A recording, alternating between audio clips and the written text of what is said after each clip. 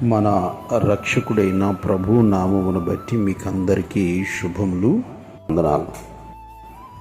నేను క్రీస్తు కొరకు మన ప్రార్థనకు జవాబు విశ్వాసపు పరిమాణంపై ఆధారపడి ఉంటుందని, ఆ విశ్వాసాన్ని పరీక్షించేందుకు జవాబు ఇవ్వడాన్ని ఆయన ఆలస్యం చేస్తాడని, ఆయన చేసే ఆలస్యాన్ని భరించేందుకు పట్టుదల అవసరమని ఆయన మనకు బోధిస్తున్నాడు అంటూ ఒక భక్తుడు చెప్పిన మాట.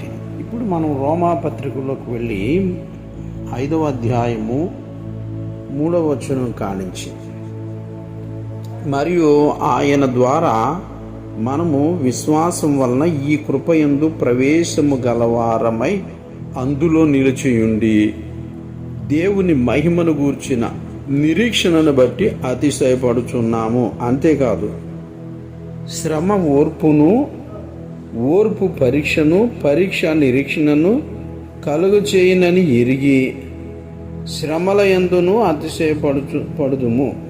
ఎందుకనగా ఈ నిరీక్షణ మనలను సిగ్గుపరచదు, మనకు అనుగ్రహింపబడిన పరిశుద్ధాత్మ ద్వారా దేవుని ప్రేమ మన హృదయములలో కుమ్మరింపబడి ఉన్నది.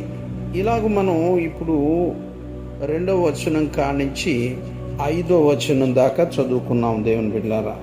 ఇప్పుడు 4వ అధ్యాయంలో కూడా 18వ వచనం ఒకటి చూద్దాం. నీ సంతానము ఎలాగూ ఉండునని చెప్పిన దానిని బట్టి తాననేక జనములకు తండ్రి ఎగునట్లు నిరీక్షణకు ఆధారము లేనప్పుడు అతడు నిరీక్షణ కలిగి నమ్మెను.